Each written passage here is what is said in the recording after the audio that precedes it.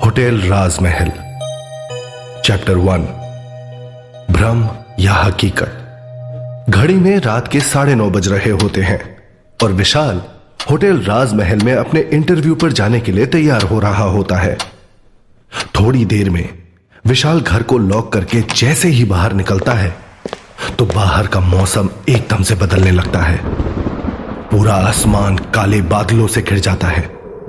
रह रहकर बिजली के कड़कने की आवाजें सुनाई देने लगती हैं और साथ ही तेज हवाएं चलने लगती हैं। उन हवाओं के साथ ऐसा लग रहा था जैसे कि वो आज अपने साथ सब कुछ उड़ा कर ले जाएगी। एकदम से घर की बिजली गुल होती है और हर तरफ घोर अंधेरा छा जाता है। विशाल ये नजारा देखकर हैरान रह जाता है और खुद से बुदबुदाते हुए कहता है, अरे ये अचानक मौसम को क्या हो गया? अभी शाम तक तो सब ठीक था, अब ऐसे मौसम में ये टैक्सी कैसे मिलेगी? अभी विशाल ये सब सोच ही रहा होता है कि तेज बारिश होने लगती है। उस वक्त का माहौल भी जैसे विशाल को होटल राजमहल जाने से रोक रहा हो, मानो वो आने वाले किसी खतरे का अंदेशा हो। लेकिन कुदरत के इस इशारे से अनजान विशाल जल्दी से टैक्सी ढूंढने लगता है। हवा और बारिश उस वक्त इतनी तेज हो रही होती है कि विशाल एक कदम आगे की ओर बढ़ाता है तो वही तूफानी हवाएं विशाल को वापस 3 कदम पीछे की ओर धकेल देती हैं। विशाल को इस नौकरी से काफी उम्मीदें हैं, इसीलिए विशाल कैसे भी करके बस इस नौकरी को हासिल कर लेना चाहता है।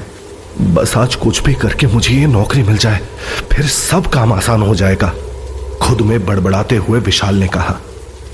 कुछ और कदम आगे बढ़ने के बाद विशाल के पास आकर एक टैक्सी रुकती है। टैक्सी ड्राइवर ने पूछा, कहां जाना है साहब? विशाल ने बड़ी खुशी से कहा, होटल राजमहल। टैक्सी ड्राइवर ने हैरानी से पीछे मुड़कर देखा। क्या कहा? राजमहल? लेकिन ऐसे किसी नाम का तो कोई होटल नहीं है यहां। लेकिन अगर आपके पास पता हो तो मैं ले जा सकता हूं आपको वहां। हाँ हाँ पता है ना, विशाल ने खुशी से चहकते हुए जवाब दिया। विशाल के बताए रास्ते पर चलते चलते टैक्सी ड्राइवर ने लगभग 20 मिनट के बाद गाड़ी रोक दी और डरते हुए बोला, बस सर, इससे आगे मैं नहीं जाऊंगा। विशाल ने चौंकते हुए पूछा, क्यों भाई, क्या बात हो गई? बस पहुंच ही गए हैं हम। विशाल ने अपना फोन देखते हुए कहा, जिस पर टैक्सी ड्राइवर ने जवाब दिया, आपका फोन भी खराब है और आप भी पागल हैं, या फिर मुझे पागल समझ रखा है? इससे आगे कब्रिस्तान है, कोई राजमहल नहीं। मैं नहीं जाने वाला आगे, अब मेरे पैसे दो और उतरो मेरी गाड़ी से। ड्राइवर की बात सुनकर विशाल हैरान हो गया और वो बोला, अरे ऐसे कैसे हो सकता है, मेरा जॉब इंटरव्यू है भैया अभी वहां। विशाल की बात पर टैक्सी ड्राइवर ने कहा, अच्छा इंटरव्यू, वो भी रात को 11 बजे? चलो चलो किसी और को पागल बनाना, मेरे पैसे दो और निकलो यहां से। इतने में विशाल चुपचाप टैक्सी वाले को पैसे देकर बिना कुछ बोले गाड़ी से उतर जाता है। हल्की हल्की बारिश अभी भी हो रही है। जैसे तैसे विशाल ने अपना फोन बाहर निकाला और लोकेशन चेक की तो उसके होश उड़ गए। 5 मिनट की दूरी पर एक कब्रिस्तान है, ये क्या लोकेशन दिखा रहा है? विशाल बड़बड़ाया। विशाल ने अपने सामने देखा, वहां लोहे का एक जंग लगा गेट है जो अपनी जर्जर हालत में एक और लटक रहा है। अपने साथ छाता लिए विशाल उसी गेट से थोड़ा आगे बढ़ने लगा। वहीं उसे अपने सामने एक पुराना कब्रिस्तान दिखा, जहां गहरा अंधेरा देखकर उसे थोड़ी घबराहट सी हुई।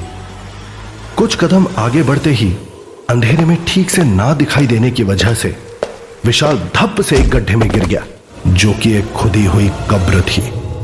गिरते ही वो दहशत में जोर जोर से चिल्लाने लगा। तभी अंधेरे में एक हाथ उसकी ओर बढ़ा और उसे अपनी तरफ खींचने लगा। इस बार विशाल और ज्यादा जोर से चिल्लाया, जैसे कि गले की नसें फट पड़ने को बेताब हो।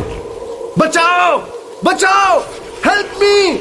उस बारिश से भरी अंधेरी रात में उस हाथ के मालिक के सिवा वहां और कोई नहीं था। तभी एक टॉर्च की रोशनी के साथ अंधेरे को रास्ता दिखाते हुए उस हाथ के मालिक का चेहरा नजर आया।